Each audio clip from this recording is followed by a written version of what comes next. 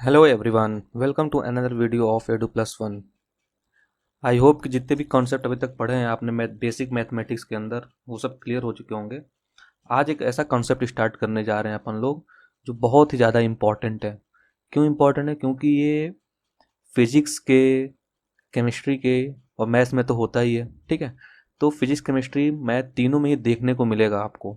और वो नाम क्या है उस कॉन्सेप्ट का? पॉलिनोमियल्स।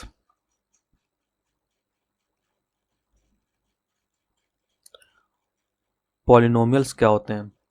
अच्छा, ये पॉली जो लिखा हुआ है, पॉली का मतलब क्या होता है? मेनी, है ना। जैसे पॉलीगन हो गया तो पॉलीगन मतलब मेनी साइड वाले, है ना। अच्छा, जो नोमियल्स लिखा हुआ है इसका मतलब अपन नेम से लेते हैं और नेम को अपन टर्म से बोल देते हैं, टर्म। तो मेनी टर्म, ऐसे ऐसा एक्सप्रेशन जिसमें बहुत सारे टर्म हो। और एक्सप्रेशन का मतलब अलजेब्रिक एक्सप्रेशन। अब ये अलजेब्रिक एक्सप्रेशन क्या होता है ना। Algebraic expression. अच्छा, मैं हर चीज़ों को लिखते हुए चलता हूँ। ये बस मैं यही सोच के लिखते हुए चलता हूँ ताकि आप इसको भी साथ साथ में नोट डाउन करते चलें और आगे जाकर आपको दोबारा से वीडियो देखने की जरूरत ना पड़े। आप नोट अपना खोल के रिवाइज कर लें, है ना। तो इसलिए मैं साथ साथ में चीज़ों को लिखते भी चलता हूँ ताकि आपको भी समय मिले और आप नोट डाउन कर लें। तो पॉइंट पे आते हैं अभी। अलजेब्रिक एक्सप्रेशन क्या होता है? अलजेब्रिक एक्सप्रेशन, तो अलजेब्रिक एक्सप्रेशन ये होता है कि कोई भी मैथमेटिकल चीज़ें लिखी हैं अगर आपके पास, है ना, कोई भी मैथमेटिकल लाइन लिखी है जिसमें केवल नंबर हैं और वेरिएबल हैं, उसको क्या बोल देंगे अपन? Algebraic expression. जैसे अपने पास कुछ भी लिखा हुआ है, मन में जो आया, x³ + 4y², क्या ये? Algebraic expression. कुछ भी मन में आया, जैसे लिख दिया मैंने sin x + 9, क्या ये? एक अलजेब्रिक एक्सप्रेशन है ना। लिख दिया मैंने log x + 3y², क्या ये? Algebraic expression. मतलब कोई भी मैथमेटिकल फ्रेज जिसमें कांस्टेंट हो, है ना, कांस्टेंट हो या फिर वेरिएबल हो। वेरिएबल हो, एक भी हो सकता है, दो भी हो सकता है, तीन भी हो सकता है। ठीक है, तो मैं ऐसा बोल सकता हूँ कि एन अलजेब्रिक एक्सप्रेशन, जो भी ये लिखा हमने अलजेब्रिक एक्सप्रेशन, तो ऐसा बोल सकता हूँ इसको, it is a mathematical phrase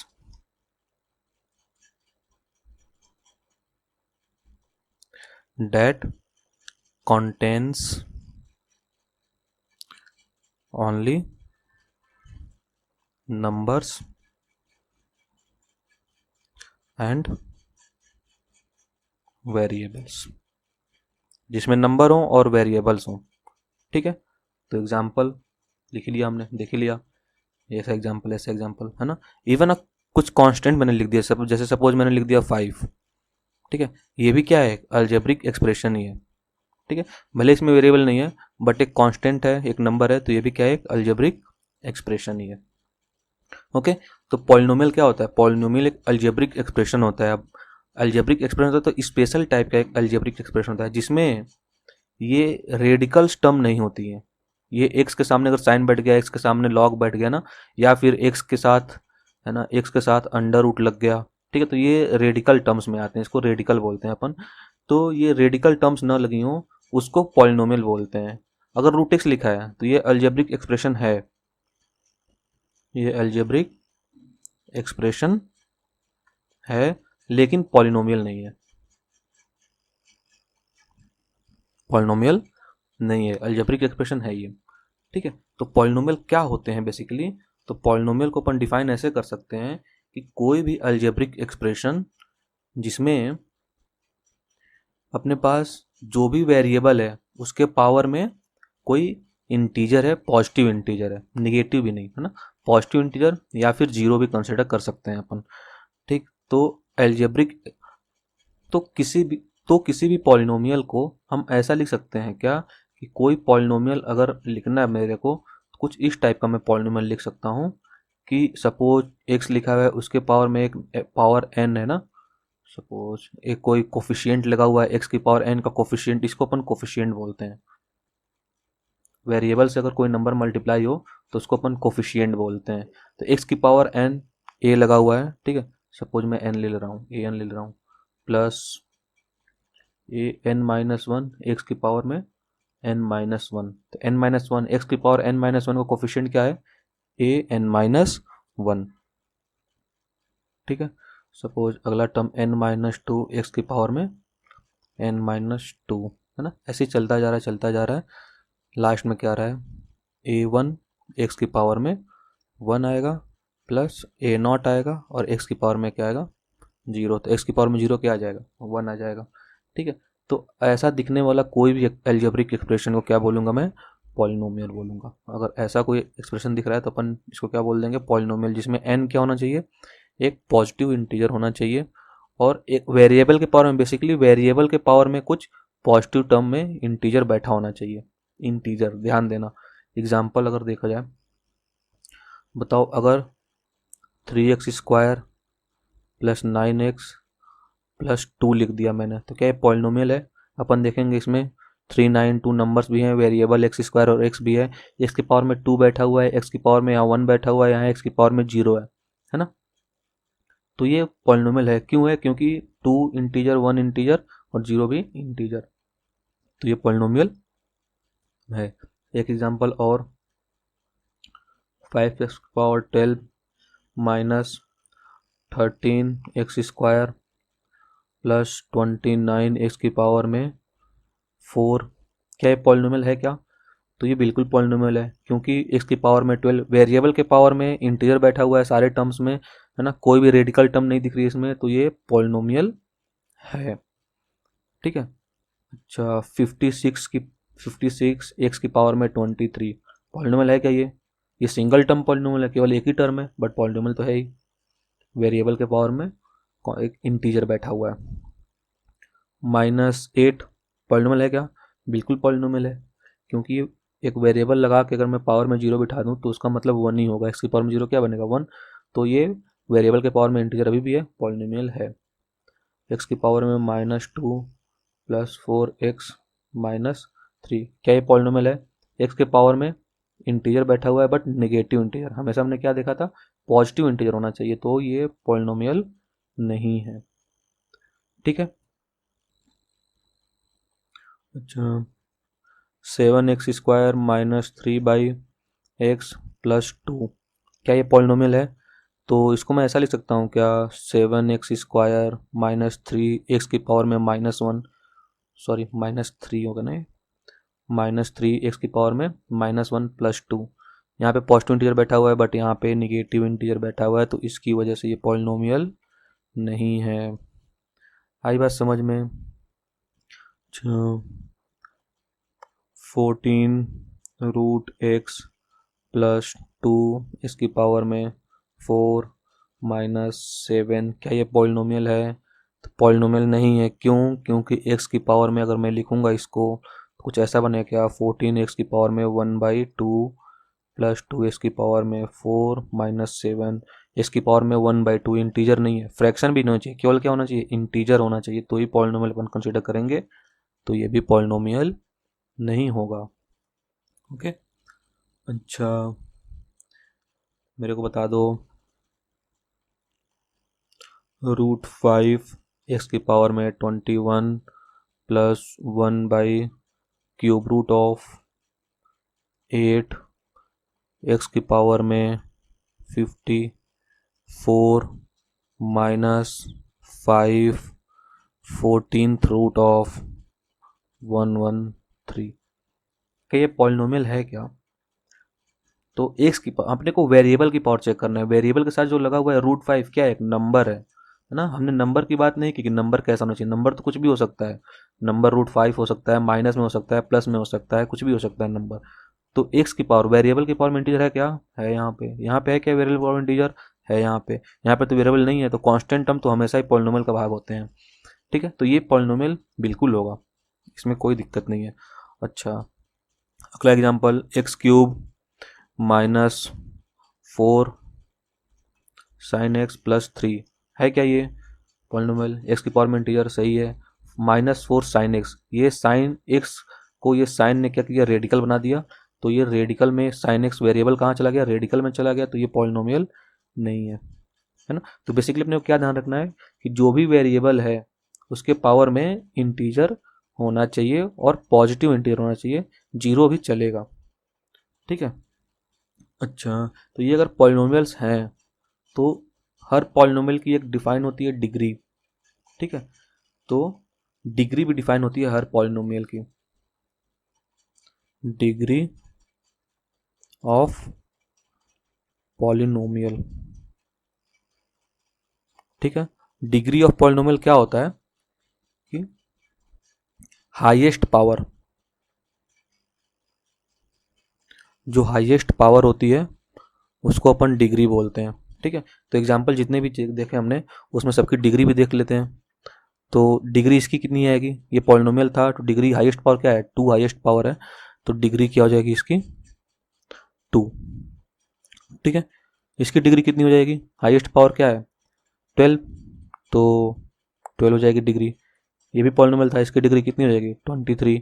ये भी पॉलिनोमियल था, इसकी डिग्री कितनी हो जाएगी, एक ही टर्म है और हाईएस्ट पावर क्या है 0, डिग्री 0 ना। ये तो पॉलिनोमियल था ही नहीं तो डिग्री की बात ही नहीं करेंगे। ये भी पॉलिनोमियल नहीं था, डिग्री की कोई बात नहीं करेंगे। ये पॉलिनोमियल था क्या, ये भी नहीं था, डिग्री की कोई बात नहीं करेंगे। ये पॉलिनोमियल था क्या, बिल्कुल था पॉलिनोमियल। इसकी डिग्री क्या आएगी, हाईएस्ट पावर क्या है 21 या 54, हाईएस्ट क्या दिख रहा है 54, तो डिग्री क्या हो जाएगी 54। और ये पॉलिनोमियल तो है नहीं तो डिग्री की बात नहीं करेंगे। तो आई थिंक डिग्री भी समझ में आ गया होगा, जो हाईएस्ट पावर के होता है उसको अपन डिग्री ऑफ पॉलिनोमियल बोलते हैं, है ना। अच्छा, अभी जो पॉलिनोमियल होता है कोई जरूरी नहीं कि एक ही वेरिएबल में हो, हमने जितने भी एग्जांपल देखे ना सब में एक एक वेरिएबल लिया था ना, तो ऐसा कोई जरूरी नहीं कि एक वेरिएबल में हो, ये दो या दो से ज़्यादा वेरिएबल में हो सकती हैं, लेकिन कंडीशन वही होनी चाहिए कि जो पावर है वो होल नंबर होना चाहिए ना, 0 1 2 3 4 5 6 पावर क्या होना चाहिए, होल नंबर होना चाहिए। तो ऐसा मैं बोल सकता हूँ कि polynomials can be in more than one variable, ठीक है। और डिग्री क्या होगी फिर, अगर एक वेरिएबल से ज़्यादा है तो डिग्री का सम देखेंगे, है ना। और डिग्री का सम जिसमें ज़्यादा आएगा वो पॉलिनोमियल की डिग्री बोली जाएगी, ठीक है। In which degree of polynomial will be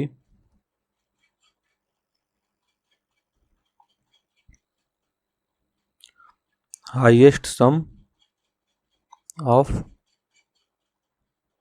power, okay। Examples जैसे कि x square y minus 12 x cube y cube plus 15 x y, क्या ये पॉलिनोमियल है, तो डिग्री कितनी है इसकी, पॉलिनोमियल है तो है क्या पॉलिनोमियल, पावर इंटीजर वाई के पावर इंटीजर इसके पावर इंटीजर वाई के पावर में इंटीजर, सब जगह इंटीजर ही पावर दिख रहा है तो ये पॉलिनोमियल होगा। डिग्री कितनी होगी इसकी, तो सम देखेंगे 2 वाई के पावर में 1, तो यहाँ पे सम क्या आ रहा है 3 आ रहा है, यहाँ पे 3 + 3 क्या आ रहा है 6 आ रहा है, यहाँ पे 1 और 1 क्या आ रहा है 2 आ रहा है, तो हाईएस्ट क्या आया 6 आया, तो डिग्री क्या होगी इसकी 6 होगी, ठीक है। एक एग्जाम्पल और देख लेते हैं, 6 की power 4 minus 13 x square y cube plus 19 x square divide by y plus 10, क्या ये पॉलिनोमियल है, तो पावर में इंटीजर है ना, पावर में whole number, x square whole number, y cube 3 whole number, 9x square divide by y आ गया यहाँ पे, डिवाइड बाई वाई मतलब वाई की पावर में -1 और वाई की पावर में -1 आते से ये पॉलिनोमियल नहीं रहा, ठीक है, तो ये पॉलिनोमियल नहीं है। अच्छा, कुछ ऐसा होता है ये 6x की पावर 4 माइनस 13 एक्स की पावर 4 वाई की पावर 7 प्लस 19 एक्स की पावर में 10 वाई की पावर में 21 प्लस 10, क्या ये पॉलिनोमियल है, तो ये बिल्कुल पॉलिनोमियल है क्योंकि पावर में सब में होल नंबर बैठा हुआ है। अच्छा, तो पॉलिनोमियल है तो डिग्री कितनी होगी इसकी, डिग्री कितनी होगी, सम ऑफ पावर देखेंगे तो यहाँ पे 4 आ रहा है, यहाँ पे 7 + 4 11 आ रहा है, यहाँ पे कितना आ रहा है 21 प्लस 10 31 आ रहा है, यहाँ पे 0 आ रहा है, ठीक है। तो हाईएस्ट क्या आया 31, तो डिग्री कितनी होगी इसकी 31, है ना। एक एग्जांपल और देख लेते हैं। सपोज कुछ ऐसा दिया हुआ है 19x³ y² plus 14xy² z³ plus 2xy² x² y² z minus 17xy⁴,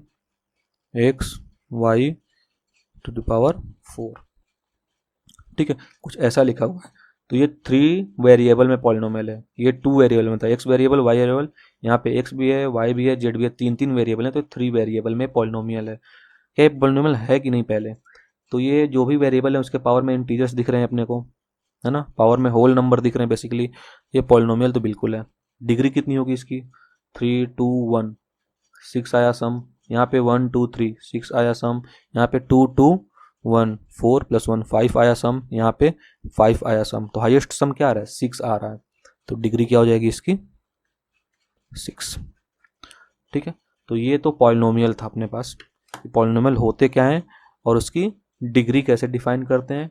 कोई भी इरेडिकल टर्म अगर वेरिएबल के साथ आ जाता है तो पॉलिनोमियल नहीं बचता है। पॉलिनोमियल होने के लिए वेरिएबल के पावर में होल नंबर होने चाहिए। आई बात समझ में। चलो अच्छा, पॉलिनोमियल में जितने टर्म हैं उसके हिसाब से इसकी नेमिंग भी अपन करते हैं। जैसे अगर केवल एक ही टर्म हुआ तो उसको अपन मोनोमियल बोल सकते हैं, है ना। तो कई जगह अगर आपको मोनोमियल देखने को मिले, मोनोमियल, इसका मतलब मोनो मतलब एक होता है, तो अगर एक ही टर्म होगा तो इसको मोनोमियल बोलेंगे, मतलब 1 टर्म,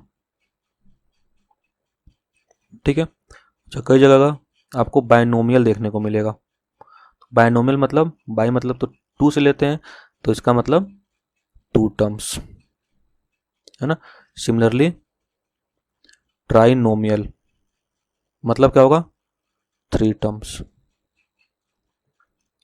ठीक है। ऐसे ही चलता जाता है। अच्छा, अब ये जो टर्म है या फिर जो डिग्री है ना, डिग्री के हिसाब से, डिग्री से हिसाब से भी अपन पॉलिनोमियल के नाम रखते हैं। जैसे सपोज कि पॉलिनोमियल अपने पास आया केवल ए, कोई कांस्टेंट आ गया, बस ए क्या है कोई कांस्टेंट ले लिया, जैसे कोई नंबर एग्जांपल 4, है ना। तो ये एक पॉलिनोमियल है, ये एक पॉलिनोमियल है और इसको अपन क्या बोलेंगे कांस्टेंट पॉलिनोमियल। कोई वेरिएबल नहीं है ना, क्या बोलेंगे इसको कांस्टेंट पॉलिनोमियल। मतलब डिग्री की बात करूं अगर, तो डिग्री क्या आएगी इसकी 0, है ना। अच्छा, अगर डिग्री 1 आती है, डिग्री 1 मतलब हाईएस्ट पावर 1 होनी चाहिए, तो कुछ ऐसा बनेगा क्या, ये कोई कांस्टेंट ए होगा, उसके साथ एक वेरिएबल प्लस एक सपोज एक अलग कांस्टेंट भी आ जाता है, लगा देता हूं मैं, ठीक है। तो हाईएस्ट पावर इसकी 1 ही है ना, तो इसको अपन बोलेंगे लीनियर पॉलिनोमियल, ठीक है। अच्छा, अगर हाईएस्ट पावर 2 हुई तो, हाईएस्ट पावर 2 हुई तो अपन क्या बोल देंगे, कुछ ऐसा दिखेगा हाईएस्ट पावर 2, कोई एक कांस्टेंट होगा उसके साथ x² बैठा होगा, है ना। एक कांस्टेंट और हो सकता है जिसके साथ केवल x बैठा हो, और एक कांस्टेंट हो सकता है। मतलब हाईएस्ट पावर अपने को 2 बनानी है, ये हो या ना हो, है ना। ये तो मैंने एक्सट्रीम केस ले लिया कि सारे टर्म्स अपन कंसिडर कर रहे हैं, x⁴ वाला भी, x⁴ वाला भी, x⁴ वाला भी, उस केस की अपन बात कर रहे हैं। अगर केवल ax² है तो भी डिग्री 2 है, उसके लिए भी अपन इसका नाम वही रखेंगे जो इसके लिए रखेंगे। तो इसको अपन क्या बोलते हैं क्वाड्रेटिक पॉलिनोमियल, है ना। अच्छा, ऐसे ही अगर डिग्री 3 हुई तो डिग्री 3 कुछ ऐसा दिखेगा क्या, ax³ होगा, है ना। हो सकता है कि उसमें x² का भी टर्म हो सकता है उसमें x का भी टर्म हो सकता है उसमें एक कांस्टेंट भी हो, है ना। तो ये तो एक्सट्रीम केस हो गया, केवल ax³ + bx² या फिर ax³ + cx केवल हो तो भी डिग्री तो 3 आ रही है ना। तो सभी केसेस में अपन क्या बोलेंगे क्यूबिक पॉलिनोमियल, है ना। Degree 3 cubic polynomial, degree 2 quadratic polynomial.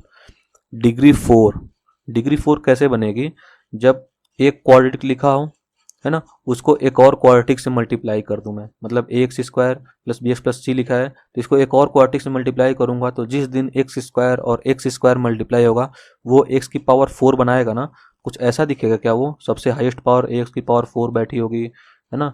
फिर हो सकता है कि एक 3 वाली पावर भी हो, फिर हो सकता है कि एक स्क्वायर वाला पावर हो, फिर हो सकता है कि एक एक्स वाला पावर हो, फिर हो सकता है कि एक कांस्टेंट हो, है ना। तो इसको अपन क्वाड्रेटिक इंटू क्वाड्रेटिक किए थे तो 2 बार क्वाड्रेटिक आ गई, तो इसको बाई क्वाड्रेटिक पॉलिनोमियल बोलते हैं, बाई क्वाड्रेटिक पॉलिनोमियल, है ना, या फिर इसको क्वार्कटिक पॉलिनोमियल भी बोलते हैं, क्वार्कटिक पॉलिनोमियल। आई बात समझ में। सिमिलरली डिग्री अगर 5 हो, है ना, तो डिग्री 5 हो तो उसको अपन क्विंटिक पॉलिनोमियल बोलते हैं, क्विंटिक पॉलिनोमियल, है ना। तो ये सब बेसिक बेसिक चीज़ें हैं। अगर डिग्री 6 हो तो 3 बार बाई क्यूबिक बोल सकते हैं या फिर ट्राई क्वाड्रेटिक बोल सकते हैं, तो आगे की नेमिंग क्वेश्चन के हिसाब से अपन समझ जाएंगे, बट इतना तो यहाँ तक तो अपने को जानना है, बाई क्वाड्रेटिक तक जाने लेना है। दिखेगा कैसा, ये डिग्री 5 आनी चाहिए तो सबसे कुछ ऐसा ही दिखेगा, हाईएस्ट पावर 5 बैठी होगी, है ना, फिर हो सकता है 4 बैठा हो, फिर हो सकता है 3 बैठा हो पावर वाला, फिर हो सकता है कि स्क्वायर वाला भी बैठा हो, फिर हो सकता है कि कांस्टेंट वाला भी बैठा हो, फिर हो सकता है कि कांस्टेंट भी बैठा हो, कुछ ऐसा दिखेगा ये। ओके, तो ये तो नेमिंग हुई constant polynomial, linear, quadratic, cubic, biquadratic, quintic. Okay, आगे बढ़ते हैं। अच्छा, कई जगह आपने नाम सुना होगा इक्वेशन, है ना, तो ये इक्वेशन क्या चीज होती है।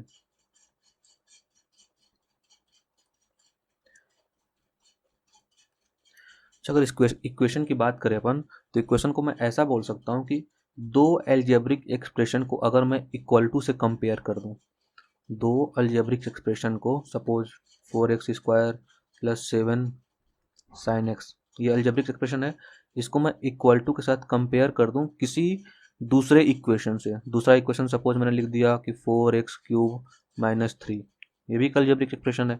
दोनों अल्जेब्रिक एक्सप्रेशन मैंने इक्वल टू से क्या किया, कंपेयर कर दिया, तो ये क्या बन गया, एक इक्वेशन बन गया, है ना। तो बोल सकता हूं मैं ऐसा कि व्हेन टू algebraic expression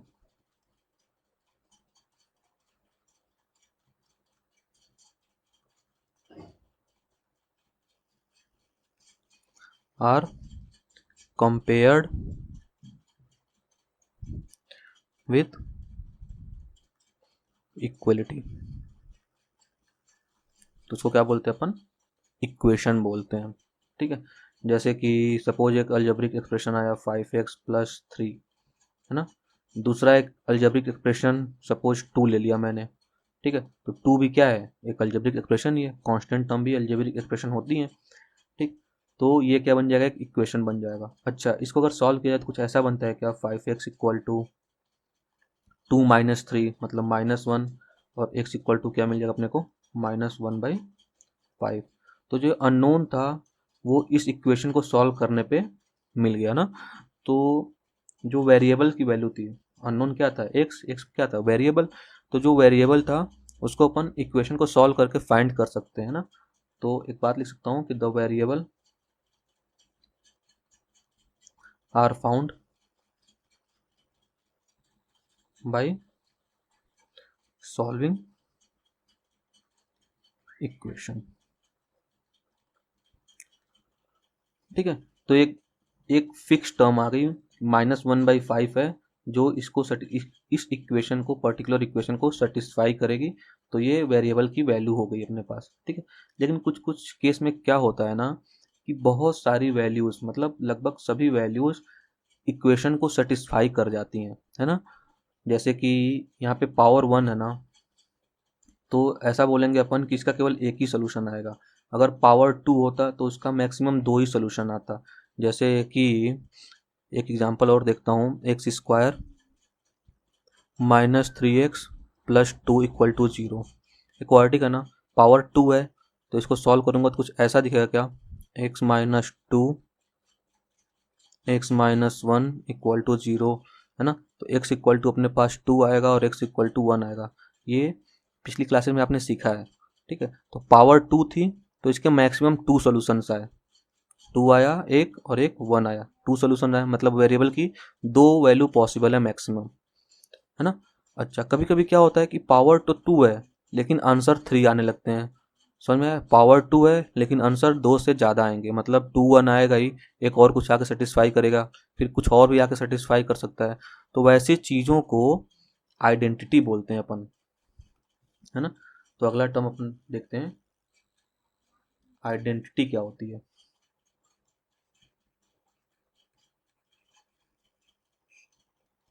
तो आइडेंटिटी की डिफिनेशन मैं ऐसे बोल सकता हूँ कि when the equation is true for every value of variable, है ना। तो बोल सकता हूँ ऐसा कि when the equation is true for every value of variables, है ना, देन इट इज कॉल्ड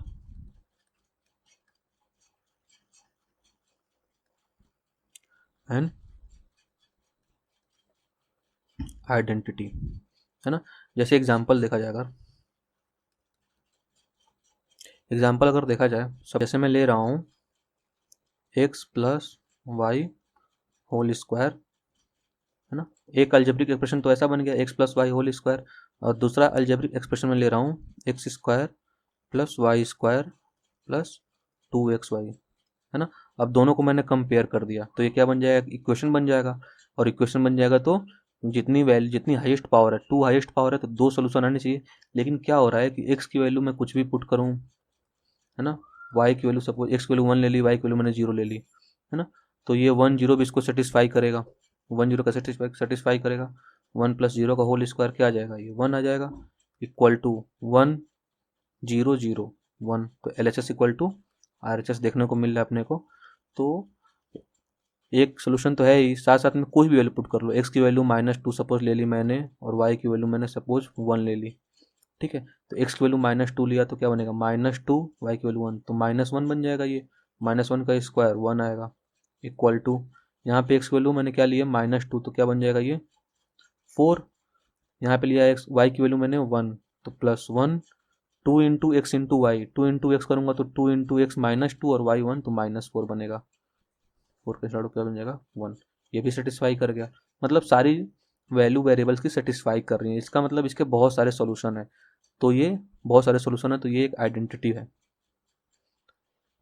ना। और आइडेंटिटी हमने पढ़ा भी होगा पिछले क्लासेस में, आप लोगों ने भी पढ़ा होगा कि a प्लस बी का होल स्क्वायर क्या होता है, a square plus b square plus 2ab, ये आइडेंटिटी पढ़े हुए हैं। तो ऐसी बहुत सारी आइडेंटिटीज हैं जिन्हें आपको याद रखनी है, हमेशा हमेशा ही याद रखनी है ना। तो मैं यहाँ लिख देता हूँ जो जो आइडेंटिटी इंपॉर्टेंट है।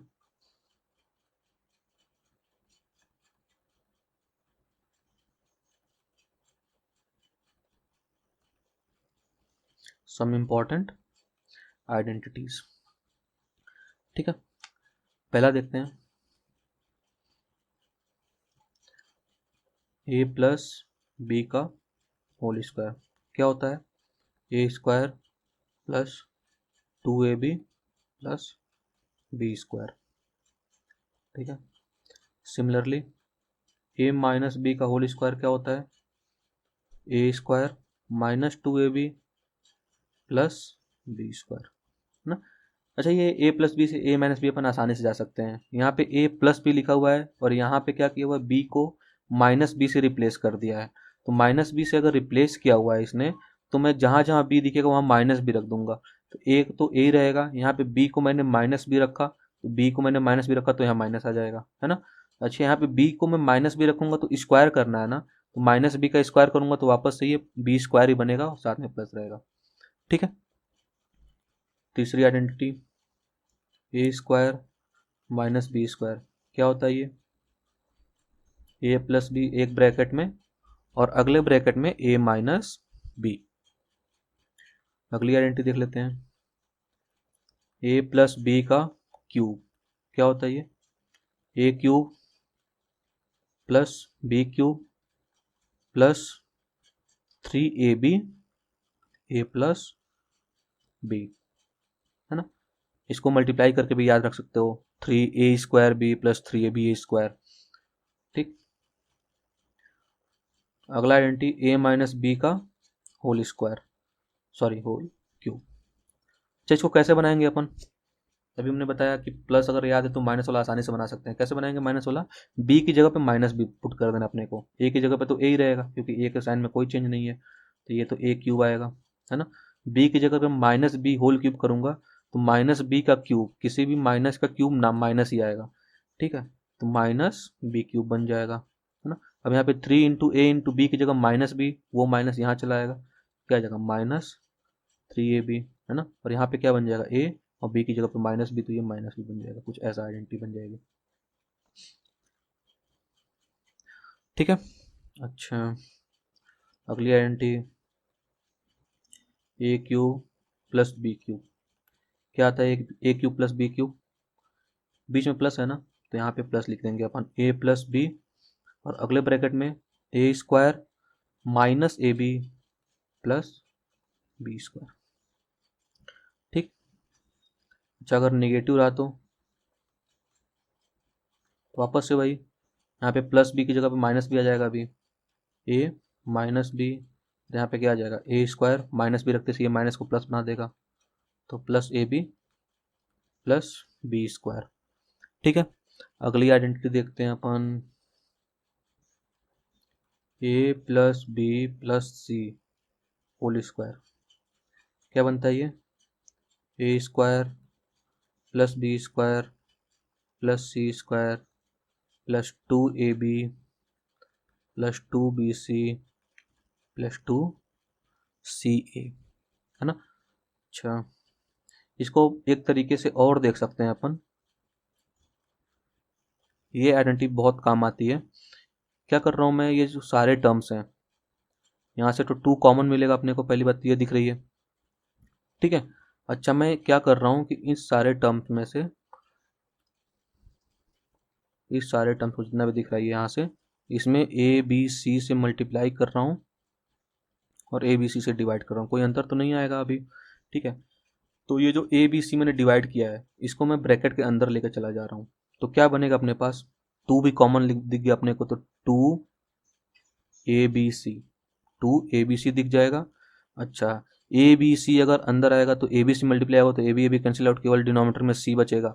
इससे मल्टीप्लाई करेंगे तो बी और सी कैंसिल आउट होगा, डिनोमिनेटर में ए बचेगा। इससे मल्टीप्लाई करूंगा तो सी और ए कैंसिल आउट होगा, डिनोमिनेटर में बी बचेगा। तो मतलब एक बार डिनोमिनेटर में ए बचेगा, प्लस अगली बार डिनोमिनेटर में बी बचेगा, अगली बार डिनोमिनेटर में सी बचेगा।